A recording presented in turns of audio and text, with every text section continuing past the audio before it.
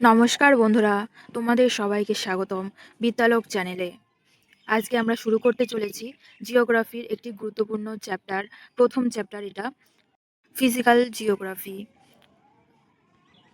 যারা WBSSC, railway, police, WBCS, WBSC school এক্সামের জন্য প্রিপারেশন নিচ্ছ, তাদের জন্য এই ভিডিওটি খুব গুরুত্বপূর্ণ হতে চলেছে।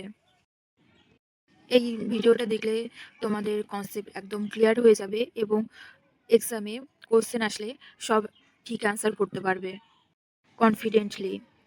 তো তো চলো শুরু করা যাক আজকের এই ক্লাসটি। পৃথিবীর গঠন। পৃথিবী অভ্যন্তর ভাগ প্রধানত 3টি স্তরে বিভক্ত। এই স্তরবিন্যাস মূলত উপাদানের ঘনত্ব এবং রাসায়নিক বৈশিষ্ট্যের উপর ভিত্তি করে তৈরি করা হয়েছে। ভূত্বক, এটি পৃথিবীর সবচেয়ে বাইরের হালকা স্তর। মহাদেশীয় ভূত্বক মূলত গ্রানাইট শিলা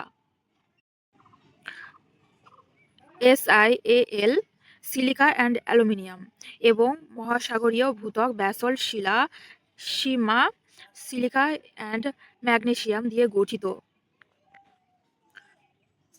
নেক্সট, গুরুমণ্ডল ম্যান্টেল। ভূত্বকের নিচে প্রায় 2900 কিমি পর্যন্ত বিস্তৃত এই স্তরটি প্রধানত লোহা, ম্যাগনেসিয়াম এবং সিলিকা দিয়ে গঠিত। এর উপরের অংশকে অ্যাসথেনোস্ফিয়ার বলা হয়, যা সান্দ্র অবস্থায় থাকে এবং টেকটনিক পাতের চলনে সাহায্য করে। নেক্সট, কেন্দ্রমণ্ডল কোর। এটি পৃথিবীর একেবারে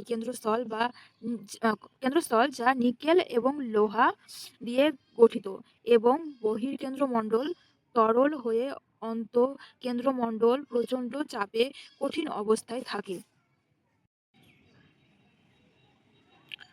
তোমার স্ট্রাকচারটা দেখে নাও পৃথিবীর।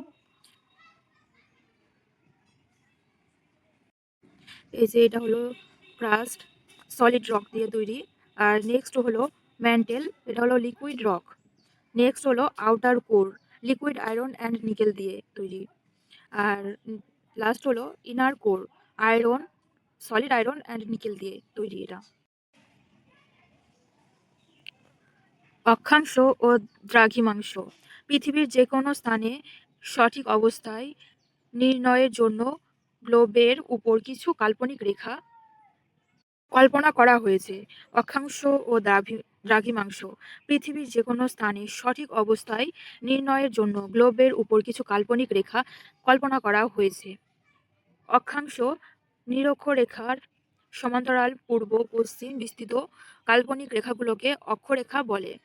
নিরক্ষরেখা পৃথিবীকে উত্তর ও দক্ষিণ গোলার্ধে ভাগ করে। গুরুত্বপূর্ণ রেখাগুলো হলো কর্কট ক্রান্তি রেখা এবং মকর ক্রান্তি রেখা।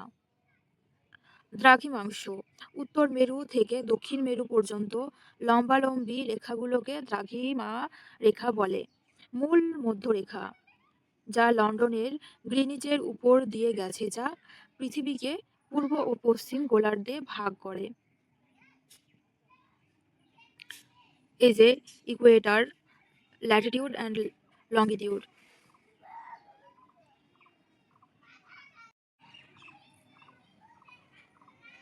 আবর্তন ও পরিক্রমণ। পৃথিবীর গতি দুই প্রকারের, যা আমাদের পরিবেশের উপর সরাসরি প্রভাব ফেলে। আবর্তন, পৃথিবী তার নিজের অক্ষের চারিদিকে পশ্চিম থেকে পূর্বে 24 ঘন্টায় একবার ঘুরে আসে। একে আহ্নিক গতি বলে। এর ফলে দিন ও রাত্রি হয় এবং কোরিওলিস বলের সৃষ্টি হয়। পরিক্রমণ, পৃথিবী তার কক্ষপথে সূর্যকে কেন্দ্র করে 365 দিন 6 ঘন্টায় একবার ঘুরে আসে। একে বার্ষিক গতি বলে। এর ফলে ঋতু পরিবর্তন হয় এবং দিন রাত্রির দৈর্ঘ্যের তারতম্য ঘটে। যেমন 21শে জুন উত্তর গোলার্ধে দীর্ঘতম দিন কর্কট ক্রান্তি সংক্রান্তি। সময় অঞ্চল, টাইম জোনস। দ্রাঘিমাংশের পার্থক্যের উপর ভিত্তি করে পৃথিবীর বিভিন্ন স্থানে সময়ের পার্থক্য ঘটে। হিসাব, পৃথিবী 360 ডিগ্রি ঘুরতে 24 ঘন্টা সময় নেয়, অর্থাৎ প্রতি 1 ডিগ্রি দ্রাঘিমাংশের পার্থক্যের সময়ের পার্থক্য হয় 8 মিনিট। 4 মিনিট। প্রতি দেশ তার মধ্যভাগে একটি নির্দিষ্ট দ্রাঘিমা রেখাকে ভিত্তি করে প্রমাণ সময় নির্ধারণ করে। ভারতের প্রমাণ দ্রাঘিমাংশ হলো 88230 ইস্ট, যা এলাহাবাদের উপর দিয়ে গেছে। এটি গ্রিনিচ গড় সময় থেকে 5 ঘন্টা 30 মিনিট এগিয়ে। আন্তর্জাতিক তারিখ রেখা 180 ডিগ্রি দ্রাঘিমা রেখাকে ভিত্তি করে আন্তর্জাতিক তারিখ রেখা কল্পনা করা হয়েছে, যা অতিক্রমণ করতে তারিখ পরিবর্তন করতে হয়।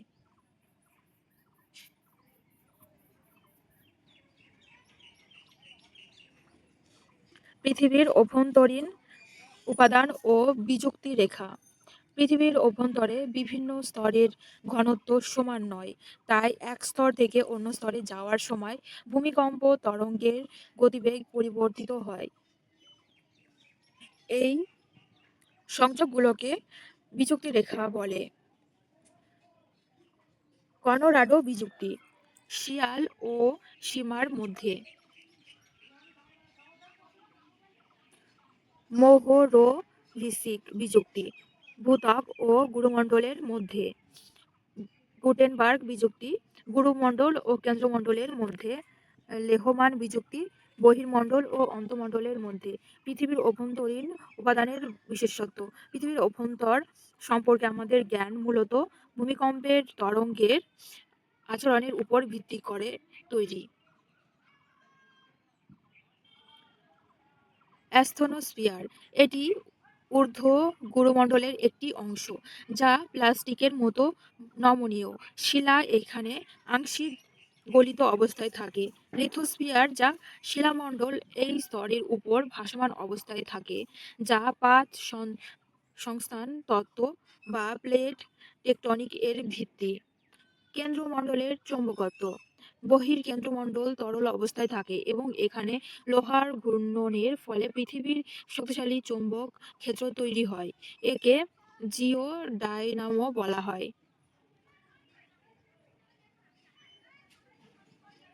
এটা দেখে নাও, আর্থের ম্যাগনেটিক ফিল্ড।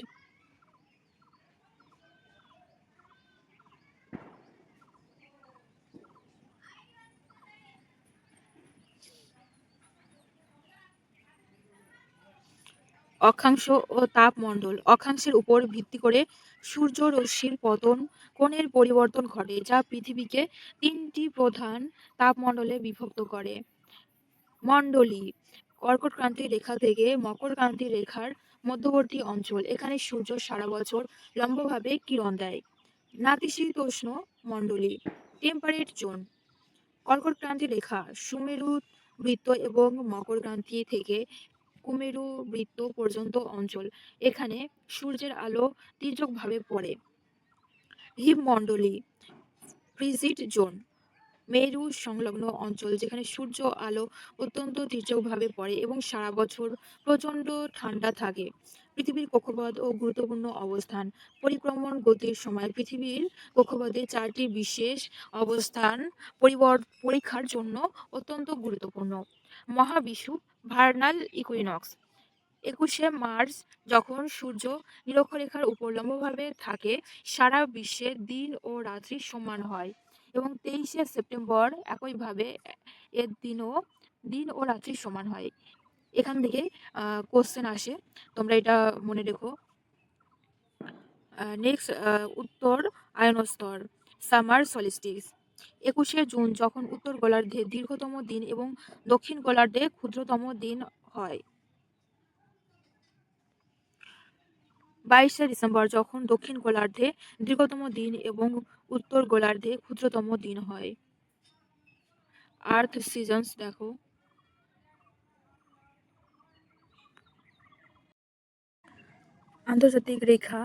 আন্তর্জাতিক তারিখ রেখার গুরুত্ব ও বাঁক।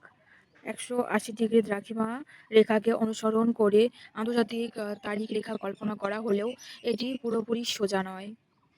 বাঁকানো কারণ কিছু দ্বীপপুঞ্জ বা ভূখণ্ডের মধ্যে সময়ের বিভ্রাট এড়াতে, যাতে একই দেশের দুই জায়গায় দুই তারিখ না হয়, এই রেখাটিকে প্রশান্ত মহাসাগরের উপর দিয়ে বেরিং প্রণালী ও বিভিন্ন দ্বীপের পাশ দিয়ে বাঁকিয়ে দেওয়া হয়েছে।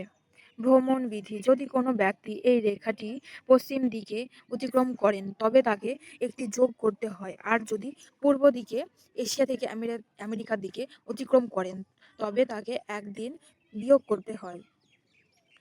বিযুক্তি রেখা মনে রাখার কৌশল: বিযুক্তি রেখা মনে রাখার জন্য একটি সহজ ক্রম বা কোড ব্যবহার করা যায়। CMRGL, কনরাড, মোহ, রেপিটি, গুটেনবার্গ, লেহমান। রেপিটি বিযুক্তি: এটি ঊর্ধ্ব গুরুমণ্ডল এবং নিম্ন গুরুমণ্ডলের মধ্যে অবস্থিত। এটি অনেক সময় পরীক্ষার ছোট প্রশ্ন হিসাবে আসে। ভূগোল বিষয়ের ভিত্তিগত ধারণাগুলো পরিষ্কার থাকলে প্রশ্নগুলো যেভাবে আসুক না কেন তা সমাধান করা সহজ হয়। পৃথিবীর ঘনত্ব ও চাপের পরিবর্তন: পৃথিবীর অভ্যন্তরে প্রবেশের সাথে সাথে তাপমাত্রা, চাপ, ঘনত্ব এই তিনটি উপাদানেরই পরিবর্তন ঘটে। ভূত্বকের গড় ঘনত্ব প্রায় 2.7 থেকে 3.0 গ্রাম ঘন সেমি। তাপমাত্রা বৃদ্ধি: ভূপৃষ্ঠ থেকে নিচে প্রতি 32 মিটার গভীরতায় তাপমাত্রা প্রায় করে বৃদ্ধি পায়। একে জিওথার্মাল গ্রেডিয়েন্ট বলা হয়। উপরের স্তরের প্রচণ্ড চাপে কেন্দ্রের পদার্থগুলো অত্যন্ত ঘন হয়ে থাকে। অক্ষরেখার গুরুত্ব: বিষুবরেখা ও মেরু অঞ্চল। অক্ষরেখার অবস্থান জলবায়ু ও ভূপ্রকৃতি নির্ধারণে সাহায্য করে। নিরক্ষরেখা বা বিষুবরেখা: এটি পৃথিবীর বৃহত্তম বৃত্ত। এখানে কোরিওলিস বল শূন্য থাকে, যার ফলে এখানে ক্রান্তীয় ঘূর্ণবাদ সহজে তৈরি হয় না। নেক্সট, সুমেরু ও কুমেরু বৃত্ত। এই রেখাগুলির উপর দিকে বছরে অন্তত একদিন 24 ঘন্টায় সূর্য দেখা যায় এবং 24 ঘন্টায় অন্ধকার থাকে। দ্রাঘিমাংশ ও স্থানীয় সময় নির্ধারণের গাণিতিক দিক: পরীক্ষায় প্রায় দ্রাঘিমাংশ থেকে সময় বের করার অঙ্ক আসে। এই মূল ভিত্তিগুলো হলো 1 দ্রাঘিমা 8 মিনিট সময়, 15 দ্রাঘিমাংশ সমান 1 ঘন্টা সময়। দিক ও সময়: মূল মধ্যরেখা থেকে পূর্ব দিকে গেলে সময় যোগ করতে হয় এবং পশ্চিম দিকে গেলে সময় বিয়োগ করতে হয়। যদি লন্ডনে দুপুর 12টা বাজে, তবে ভারতের সময় হবে বিকেল 5:30। নেক্সট, শিলামণ্ডল ও পাত সঞ্চালন। পৃথিবীর গঠন বুঝতে গেলে পাত সংস্থান তত্ত্বের এই বিশেষ দিকগুলো জানতে হবে। লিথোস্ফিয়ার: ভূত্বক এবং ভূমণ্ডলের একেবারে উপরের কঠিন স্তর নিয়ে গঠিত। গভীরতা প্রায় 100 কিমি। পাতের সীমানা: অভিসারী: যখন দুটি পাত পরস্পরের দিকে আসে, যেমন হিমালয় পর্বতমালা সৃষ্টি হয়। প্রতিসারী হলো যখন দুটি পাত দূরে সরে যায়, যেমন মধ্য আটলান্টিক শৈলশিরা। নেক্সট, নিরপেক্ষ: যখন দুটি পাত ঘর্ষণ করে পাশাপাশি চলে যায়, যেমন সান আন্দ্রিয়াস চ্যুতি। অপসূর ও অনসূর অবস্থান: পৃথিবীর কক্ষপথ উপবৃত্তাকার হওয়ায় বছরের নির্দিষ্ট সময়ে সূর্য থেকে পৃথিবীর দূরত্ব বাড়ে এবং কমে। অনসূর: 3 জানুয়ারি পৃথিবী সূর্যের সবচেয়ে কাছে থাকে। 14,70,00,000 কিমি। মজার বিষয় হলো উত্তর গোলার্ধে যখন শীতকাল থাকে, কারণ ঋতু পরিবর্তন দূরত্বের উপর নয়, অক্ষের হেলানো অবস্থানের উপর নির্ভর করে। অপসূর: 4 জুলাই পৃথিবী সূর্য থেকে সবচেয়ে দূরে থাকে, 15,20,00,000 কিমি। পৃথিবীর অভ্যন্তরীণ তরঙ্গের আচরণ: পৃথিবীর অভ্যন্তরভাগ সম্পর্কে জানার প্রধান উৎস হলো ভূমিকম্প তরঙ্গ। এই তরঙ্গগুলো কিভাবে বিভিন্ন স্তরের মধ্য দিয়ে যায় তা জানা জরুরি। পি ওয়েভস মানে প্রাইমারি ওয়েভস: এগুলো কঠিন, তরল ও গ্যাসীয় তিনটি মাধ্যমের মধ্যে দিয়ে যেতে পারে, কিন্তু তরল স্তরে। বহির্কেন্দ্র মণ্ডলে এদের গতিবেগ কমে যায়। এস ওয়েভস, সেকেন্ডারি ওয়েভস: এই তরঙ্গগুলো শুধুমাত্র কঠিন মাধ্যমের মধ্যে দিয়ে যেতে পারে। যখন এই তরঙ্গ বহির্কেন্দ্র মণ্ডলে পৌঁছায় তখন সেগুলো আর এগোতে পারে না। এটি প্রমাণ করে যে পৃথিবীর বহির্কেন্দ্র মণ্ডল তরল। ছায়া বলয় শ্যাডো জোন ভূমিকম্পের কেন্দ্র থেকে 103 থেকে 145 এর মধ্যবর্তী অঞ্চলে কোনো তরঙ্গ সরাসরি পৌঁছাতে পারে না। একে শ্যাডো জোন বলা হয়।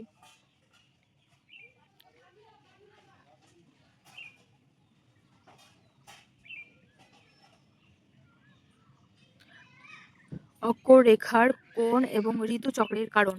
পৃথিবীর অক্ষ তার কক্ষতলের সারি সরাসরি 90 ডিগ্রিতে নেই, যা ভূগোলের সবচেয়ে গুরুত্বপূর্ণ একটি বিষয়। অক্ষের হেলানো অবস্থান। পৃথিবীর মেরুরেখা বা অক্ষ তার কক্ষতলের সাথে 66.5 কোণে এবং উল্লম্ব রেখার সাথে 23.5 কোণে হেলে থাকে। এই হেলানো অবস্থার কারণে বছরের বিভিন্ন সময় পৃথিবীর বিভিন্ন অংশ সূর্যের দিকে হেলে যায়, যার ফলে ঋতু পরিবর্তন হয়। যদি পৃথিবী সোজা থাকতো তবে সারা বছর দিন রাত সমান হতো এবং কোনো ঋতু পরিবর্তন হতো না।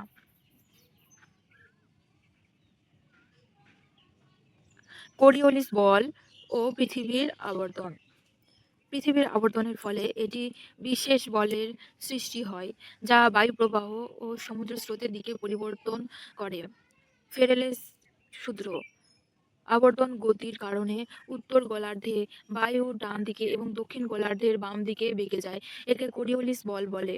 এই বল নিরক্ষরেখায় শূন্য এবং মেরু অঞ্চলে সবচেয়ে বেশি।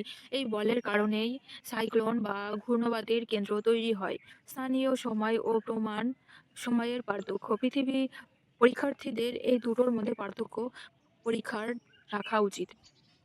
স্থানীয় সময় কোনো নির্দিষ্ট স্থানে যখন সূর্য আকাশের সর্বোচ্চ স্থানে থাকে ঠিক মাথার উপর, তখন সেখানকার সময় হয় দুপুর 12টা। এটি দ্রাঘিমাংশ অনুসারে পরিবর্তিত হয়। প্রমাণ সময় স্ট্যান্ডার্ড টাইম। এটি পুরো দেশের জন্য বা একটি নির্দিষ্ট জোনের জন্য যে সময়টি নির্ধারিত থাকে। যেমন গুজরাট ও অরুণাচল প্রদেশের মধ্যে প্রায় 2 ঘন্টার স্থানীয় সময়ের পার্থক্য থাকলেও দুটি ঘড়িতে একই সময় বাজে, কারণ আমরা ভারতের মধ্যবর্তী এলাহাবাদের সময়কে মেনে চলি। পৃথিবীর উপবৃত্তাকার আকার জিওড শেপ। পৃথিবী পুরোপুরি গোল নয়, একে বলা হয় জিওয়েড, কারণ আবর্তন গতির ফলে সৃষ্ট কেন্দ্রাতিক বলের কারণে পৃথিবীর মাঝখানটা নিরক্ষীয় অঞ্চল সামান্য স্ফীত এবং দুই মেরু অঞ্চল কিছুটা চাপা। ব্যাসার্ধের পার্থক্য। নিরক্ষীয় ব্যাসার্ধ মেরু ব্যাসার্ধের তুলনায় প্রায় 43 কিমি বেশি। এই কারণে নিরক্ষরেখায় অভিকর্ষজ বলের মান মেরু অঞ্চলের চেয়ে কিছুটা কম হয়। আজকের ক্লাসটা এখানেই শেষ করছি। আশা করি তোমাদের ফিজিক্যাল জিওগ্রাফি ক্লাসটা ভালো লেগেছে। এই ক্লাসটা হেল্পফুল লাগে তাহলে অবশ্যই লাইক কমেন্ট করতে ভুলবে না এবং সাবস্ক্রাইব করে দিও, কারণ নেক্সট আরও ইম্পর্টেন্ট জিওগ্রাফি ক্লাস নিয়ে আসতে চলেছি। ততক্ষণের জন্য বাই। সবাই ভালো থেকো, মন দিয়ে পড়াশোনা করো। দেখা হচ্ছে পরের ভিডিওতে।